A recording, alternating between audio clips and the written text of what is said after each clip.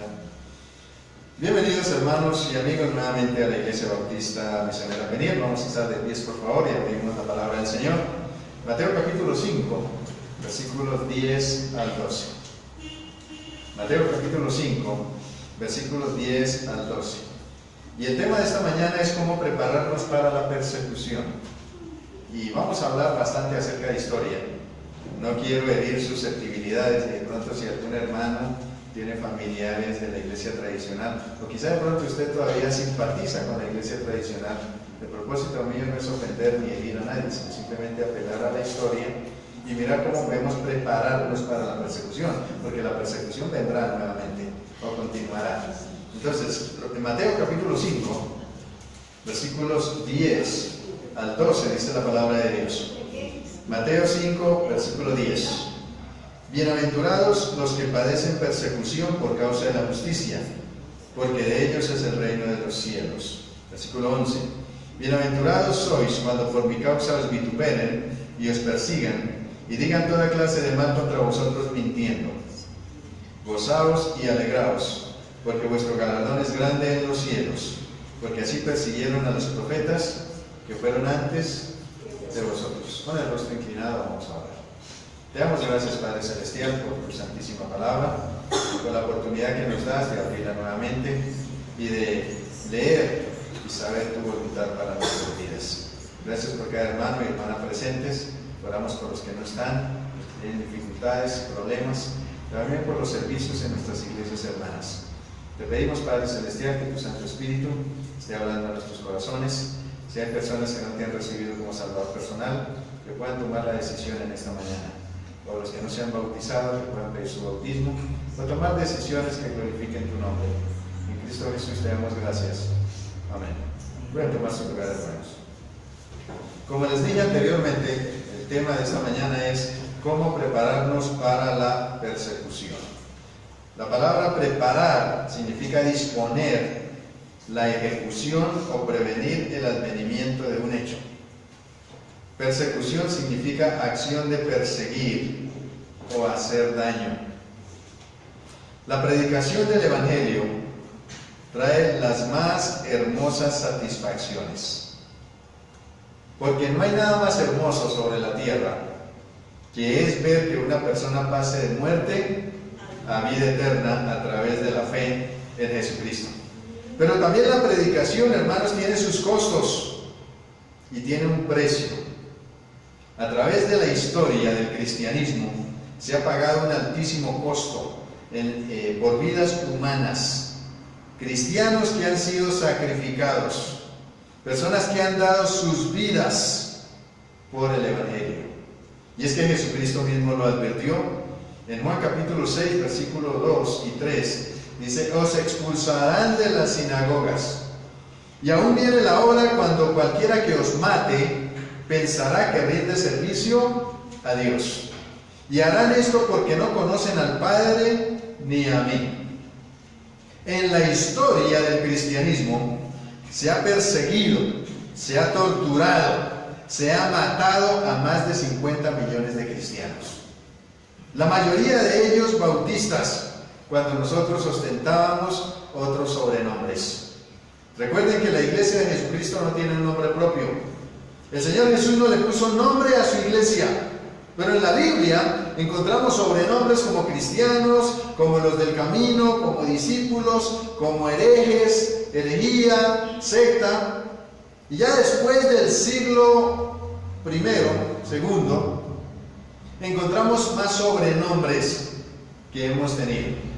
Entre ellos montanistas, tertulianistas, novacianos, puritanos, cataros, petrobrucianos, anabaptistas, albigenses, valdenses, paulicianos, y el último sobrenombre que nosotros tenemos y con el que quizá quedamos es el de bautistas.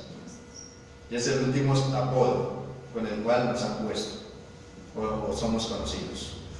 Voy a leer a partes de un libro de la iglesia tradicional.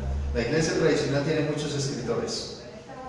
Y voy a leer a partes de un libro que se llama La Censura Eclesiástica, de 1904, hace más de 100 años este libro, por el autor católico A. López Peláez. En las páginas 27, 28 y 38, dice, pónganle atención, los excesos cometidos en el siglo XIII por los albigenses.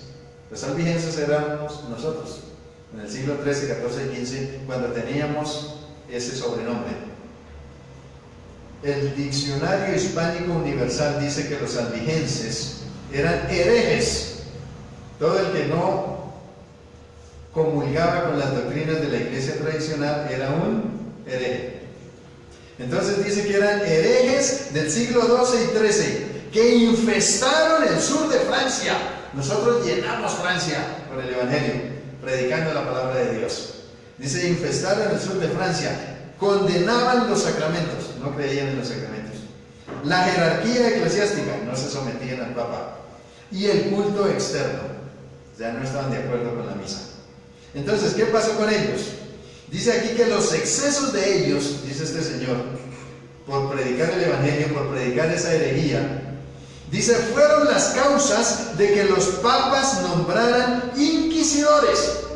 ¿Ha conocido la historia de lo que llaman la Santa Inquisición? Ellos nombraron inquisidores para ayudar a los prelados en tan difíciles y peligrosas tareas. Pareció oportuno constituir en Roma un tribunal supremo y universal, que se llamó la Congregación de la Santa Romana y Universal Inquisición, que ofrece en particular que el mismo Papa sea su presidente, creada por Pablo III. La historia afirma, por boca de César Cantú, en el libro 12, capítulo 7, que si se restringía el pensamiento, lo hacían por la salvación de las almas y por interés puro de un poder dominante, y aquellos tan exagerados espantos no impidieron que brillaran grandes y profundos pensadores. Aún a pesar de la persecución, hubo gente brillante en esos días, filósofos y pensadores. Algunos filósofos fueron excomulgados por pensar y decir sus proverbios y sus pensamientos. Y los albigenses y valdenses también eran perseguidos. Mire lo que dice aquí: cuando había contra un reo una condena o una prueba semiplena, se empleaba la tortura. Se empleaba la tortura para arrancarle la confesión. Todos aquellos que no comulgaban con la iglesia tradicional eran perseguidos y torturados para arrancarle la confesión, para que se declararan herejes y poderlos matar.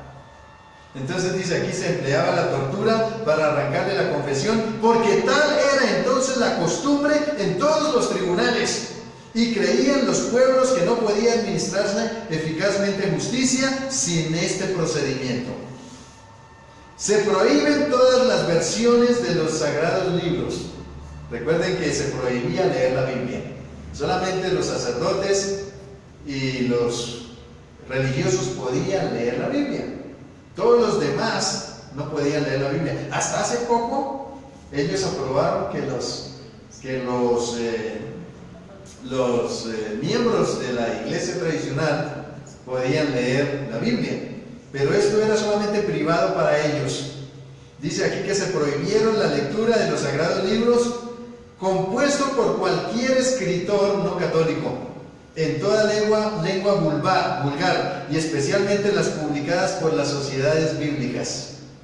Más de una van condenadas por los romanos pontífices, pues en ellas se desprecian del todo las muy saludables leyes de la iglesia sobre este particular. No es útil de toda conveniencia que para evitar la lectura de ciertas perniciosísimas obras se les castigara con la excomunión, pena terrible por la que el cristiano era entregado a Satanás, como miembro cortado del cuerpo, como rama desgajada del tronco, como arroyo sin comunicación con la fuente. Queda privado de sufragios y de sacramentos, de la asistencia a los oficios divinos y de la sepultura sagrada, lo que estábamos estudiando en la escuela dominical. El que no era miembro de la iglesia tradicional y moría, no se le daba cementerio, no podía ser sepultado en uno de los cementerios. Desde entonces y hasta hace unos años, en los países católicos, a los que morían no siendo católicos, no se les concedía sepultura en los cementerios, sino fuera de ellos. Y voy a darles una noticia. ¿Ustedes conocen lo que se llama el Santo Rosario? ¿Lo han rezado? ¿Lo conocen? El Santo Rosario, con el perdón y disculpa de todos, tiene un origen criminal. Tiene un origen criminal. ¿Sabe de dónde nació esto? Este se le atribuye a Domingo de Guzmán. Él lo compuso para rezar por las almas de los albigenses, mientras eran torturados y morían, para que se retractaran de sus herejías y se sometieran al Papa. El Santo Rosario fue creado por Domingo de Guzmán para orar por los albigenses mientras eran torturados y quebrados sus huesos para arrancarle la confesión. Se le rezaba: dale, Señor, el descanso eterno, brille para ella la luz perpetua. Mientras morían se les rezaba. Esto tiene origen criminal. ¿De dónde sacó eso? La Biblia católica lo dice. La Biblia Torres Amat, que es Biblia católica, en la edición de la Familia Católica del 1 de octubre de 1957, en la lámina 46, dice el rezo del Santo Rosario. La palabra rosario significa literalmente sartal o guirnalda de rosas, y en sentido figurado se aplica a un conjunto de plegarias, invocaciones o alabanzas. El actual rosario cristiano, dice la Biblia católica Torres Amat, se atribuye a Santo Domingo de Guzmán, instruido directamente por la Santísima Virgen en visiones y revelaciones que tuvo cuando combatía la herejía de los albigenses en 1508. Eso lo dice la Biblia católica. Mientras torturaban a los herejes, a los que no eran de la iglesia tradicional, y los sometían a muerte, rezaban por el alma de ellos. Esa persecución tan grande que se desató, aún años después, porque el primer mártir de la iglesia, ¿cuál fue? El primer mártir de la iglesia fue un diácono, Esteban, que murió apedreado. ¿De acuerdo? El primer mártir de la iglesia fue Esteban. Y de ahí en adelante se desató una gran persecución contra la iglesia de Jesucristo, y después, a través de los siglos, continuó. Pero un día de estos, hermanos, la persecución sigue. Y el tema de hoy es cómo prepararnos para la persecución, porque va a seguir. Vamos a mirar 3 puntos rápidamente. El primero, la persecución debemos esperarla. El segundo, la persecución debemos soportarla. Y el tercer punto, la persecución, como causa de la persecución, se recibe un premio al sobrepasarla, al vencerla. Y el propósito de este mensaje es estar preparados para la persecución, porque en cualquier momento continuará. ¿Usted está listo para perseguir, para ser perseguido? ¿Está listo para decir yo soy cristiano? ¿Está listo para decir yo leo la Biblia? ¿O soy hijo de Dios, pase lo que pase? ¿O va a esconder la Biblia? ¿O va a decir no soy cristiano? Hay que tener fe para que el Señor nos ayude en ese momento. Veamos el primer punto. La persecución debemos esperarla, porque va a continuar.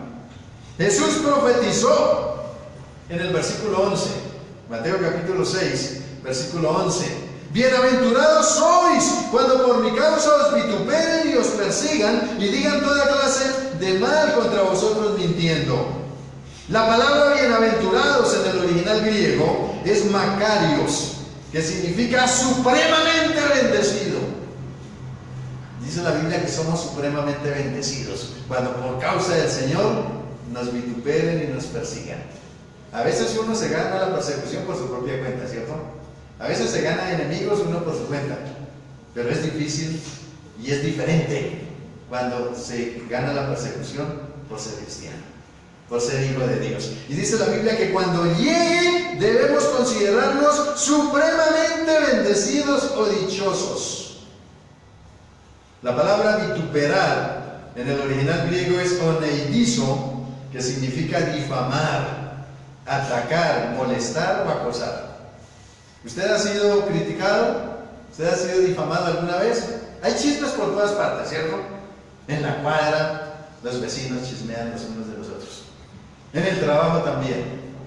En la universidad, en el colegio. Hay chismes por todos lados. Pero aquí la palabra es difamar. Bienaventurados sois cuando difamen de ustedes, cuando los ataquen, los acosen o los molesten por el Evangelio, por Jesucristo. Debemos considerarnos dichosos. Hay personas que se sienten heridas y criticadas en la iglesia. Ay, no me miró el pastor, me dio el corazón, me voy de la iglesia. ¡Qué dolor tan grande porque el pastor no lo miró! O no lo saludó, o el hermano fulano tal no me saludó, o no me miró, o quizá no me dio la mano, me voy. No, se sienten perseguidos. ¿Eso es perseguido? No. Hay personas que dicen, caramba, es que la predicación estuvo tan dura, es que el pastor me echó vainas. Estoy siendo perseguido. ¿Eso es persecución? No, la palabra de Dios nos habla a todos y debemos sentirnos dichosos. Porque la persecución hay que esperarla, porque volverá y vendrá. Antes de que el Señor venga, la persecución continuará. Y debemos estar preparados y con la fe en alto. Los apóstoles soportaron la persecución. Dice la Biblia allí en Hechos 8:1 que en aquel día hubo una gran persecución contra la iglesia que estaba en Jerusalén. Y todos fueron esparcidos por las tierras de Judea y de Samaria, salvo los apóstoles. Los apóstoles fueron esparcidos. La iglesia, los apóstoles quedaron en Jerusalén, pero la iglesia fue esparcida por todas partes. Imagínense lo que es dejar su casa, su trabajo, todo lo que tiene, porque si no, lo matan. Eso fue lo que sucedió aquí. Y la iglesia con gozo salió a testificar y llevar el evangelio a muchos lugares. El versículo 2 dice, y hombres piadosos llevaron a enterrar a Esteban e hicieron gran llanto sobre él. ¿Qué le pasó a Esteban? Murió. ¿Y de qué forma murió? Apedreado. Es una de las muertes más duras, morir apedreado. Y Hechos 8:3 dice, y Saulo asolaba la iglesia. Antes de convertirse se llamaba Saulo. Después se convirtió en el apóstol Pablo. Asolaba la iglesia y entrando casa por casa arrastraba a hombres y a mujeres y los entregaba en la cárcel. Algunos cristianos se sienten perseguidos y sufren hoy día por cositas insignificantes. Debemos armarnos de valor y esperar la persecución porque entre poco tiempo llegará. El Estado, los gobiernos están encargando de perseguir a las iglesias del Señor. Están colocando cada día leyes más difíciles para las iglesias. Y también muchas iglesias irregulares han hecho cosas por las cuales la gente se queja y endurecen las leyes. Esas veladas de hacer escándalos toda la noche y no dejar dormir a la gente se queja porque tiene derecho a descansar. La iglesia no tiene que hacer escándalo ni molestar a los vecinos. El Señor Jesús jamás molestó a nadie, ni le pusieron tutelas. Pero la iglesia hoy día muchas iglesias están haciendo cosas que no deben hacer. Número 2, la persecución debemos soportarla. El versículo 10 dice, Mateo 5:10, bienaventurados los que padecen persecución por causa de la justicia, porque de ellos es el reino de los cielos. Aquí padecer persecución significa aguantar. Bienaventurados los que aguantan, los que padecen, los que soportan la persecución. La persecución hay que soportarla. Dios da la fe y la fortaleza para perseguir la persecución. Venga de donde venga. A veces la persecución viene de la familia, porque Jesús dice que los enemigos del hombre serán los de su propia casa. A veces alguien se convierte en la familia y todos los demás se convierten en sus enemigos, porque se convirtió al Señor. Imagínense en una familia de borrachos, de gente mal hablada, de gente peleadora, que alguien se convierta y cambie su vida y se gane la familia del enemigo, porque dejó de tomar, porque dejó de ser sinvergüenza. A los demás no les gusta, en lugar de estar contentos, ¿no le parece? La familia se va en contra de una persona que se convierte al Señor. La mentalidad de la gente está totalmente enceguecida por Satanás. Segunda de Corintios 4:16 Dice aquí, por tanto, no desmayamos. Antes que nuestro hombre exterior se va desgastando, el interior no obstante se renueva de día en día. El Señor nos da el valor y la fortaleza para continuar y seguir. 2 Corintios 4:17, porque esta leve tribulación momentánea produce en nosotros un cada vez más excelente y eterno peso de gloria. 2 Corintios 4:18, no mirando nosotros las cosas que se ven, sino las cosas que no se ven. Pues las cosas que se ven son temporales, pero las que no se ven son eternas. 2 Corintios 4:16 al 18. ¿Cuántos de nosotros estamos trabajando por lo que perece? Y lo que perece se queda aquí. Debemos trabajar por lo que no perece. Aunque todos necesitamos vivienda, necesitamos comer, necesitamos dormir, necesitamos vestido. Pero a veces los cristianos le ponen más énfasis a las cosas materiales que a lo espiritual. Cuando nos vayamos al cielo con el Señor, ¿vamos a llevar trasteo? Cuando nos vayamos al cielo con el Señor, decimos, Señor, un espacio grandecito porque mi carro va, mi casa va, mi ropa, mis zapatos van. No, todo eso se queda. Debemos trabajar más por lo que no perece. Dice la palabra del Señor, buscad primeramente el reino de Dios y su justicia, y todas las demás cosas serán ¿qué? Añadidas. Esteban entregó su vida por causa de Jesús y pidió perdón por quienes lo asesinaban. Hechos 7, 55 al 57 dice que mientras él moría siendo apedreado, alzó los ojos al cielo y dijo, Señor, no les tomes en cuenta este pecado. ¿Qué dice usted con el que lo maldice? ¿Le dice el doble? ¿Le devuelve la maldición? ¿Qué dice usted con aquel? ¿Qué hace usted con aquel que le persigue, le molesta? Dice la palabra del Señor que debemos amar hasta nuestros enemigos y orar por ellos. Veamos el tercer punto. La predicación debemos soportarla porque también vamos a recibir un premio. ¿Cuál es el premio? Aquí se da premio en algunas cosas, ¿cierto? Las empresas a final de año dan una canasta, un agasajo a los trabajadores, ¿cierto? Por ser buenos trabajadores, aunque no a todos, pero les dan a todos el agasajo. Les dan un premio, un reconocimiento, un viaje, un paseo, una canasta, un almuerzo. Les dan algo. El premio de nosotros no es material, ni el premio está en esta tierra, porque lo material perece. El premio es espiritual y eterno, con gozo y alegría. Versículo 12, Mateo 5:12. Gozaos y alegraos, porque vuestro galardón es grande en los cielos, porque así persiguieron a los profetas que fueron antes de vosotros. El galardón es grande y está en los cielos. ¿Sabe que nosotros hemos recibido regalitos de colegio, diplomas, copas, trofeos, y uno se siente contento de recibir el trofeo? Pero después de unos años, ¿cómo está el trofeo?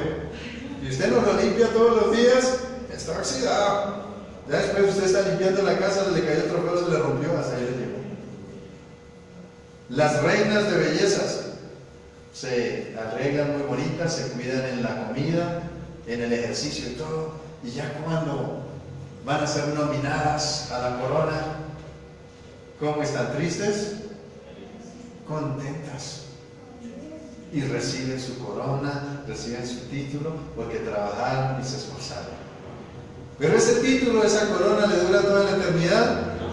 ¿La belleza le dura para siempre?